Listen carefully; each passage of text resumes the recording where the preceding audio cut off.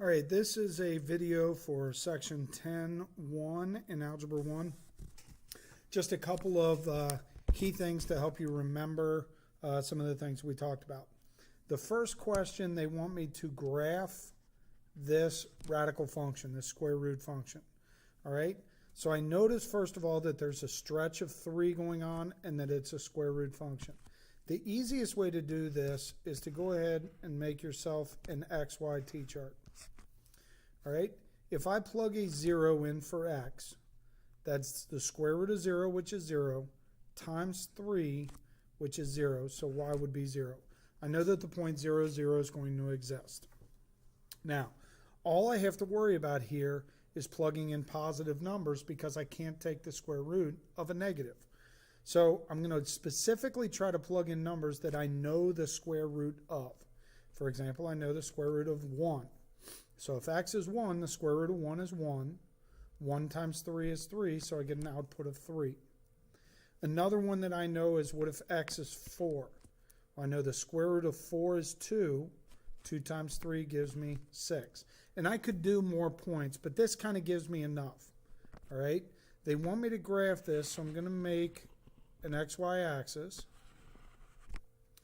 And I know that this graph is going to have a point here at 0, 0. There will be a point at 1, 3.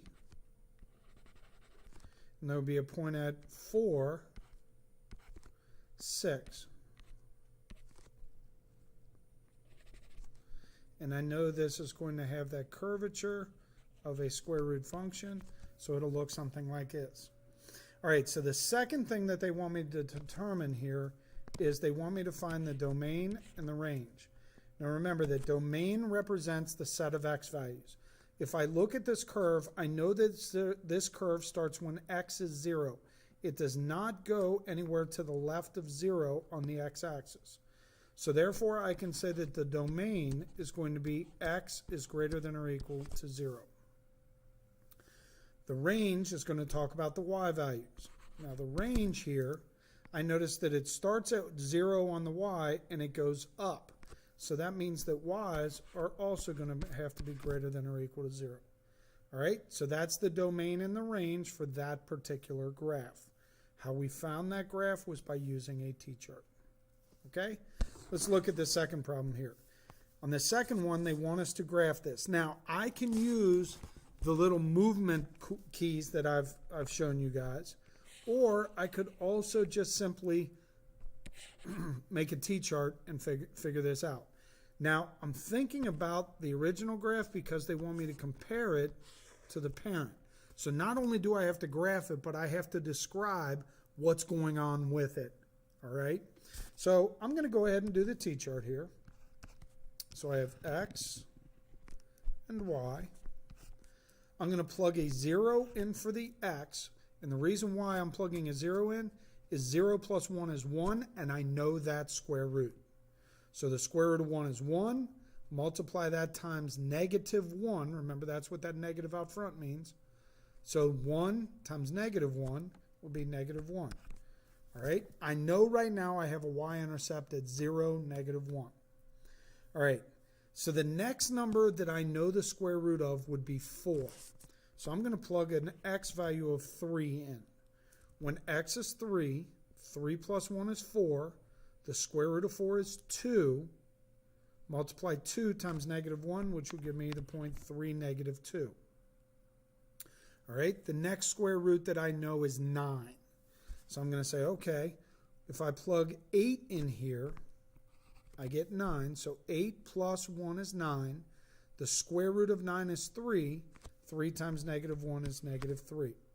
This gives me enough information where now I can go ahead and sketch what this graph is going to look like. All right, I have a point at 0, negative 1. Put that there. I have a point at 3, 1, 2, 3, negative 2.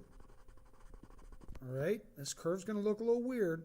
And I have a point at 8, negative 3. So that was 1, 2, 3, 4, 5, 6, 7, 8, negative 3.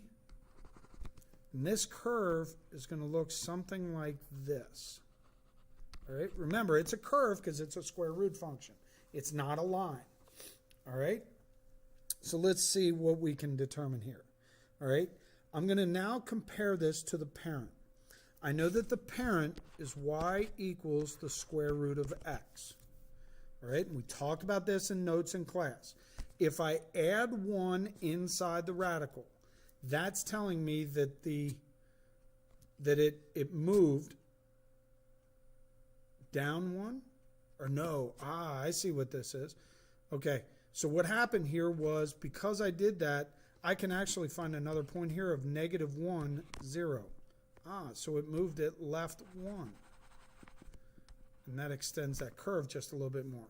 All right, so I know that that +1 inside means left 1. I know that the negative out front means flip over x. All right, sorry about that little mishap. I was wondering why it didn't seem right. Okay, so from this now we also have to be able to state the domain and range. So the comparison of the parent was left 1 and flipped over x. And then the domain, let's think about this now. Domain is your set of x's. So what's the x value right here where it's crossing the x-axis? That would be -1. All right? So all the x's from -1 to the right are part of the domain. So we would say x is greater than or equal to -1. The range is the set of y's. So this time, instead of the y's going up, the y's are going down. All right? So instead of it being a y is greater than or equal to, it's going to be less than or equal to. No, the highest y value that we get is at 0. If I tried to find another point somewhere over here to the left, for instance, if I plug a -2 in for x, -2 plus 1 is -1. I can't find the square root of -1. Okay? So hopefully this helps you. Let me know if you have any more questions, and good luck.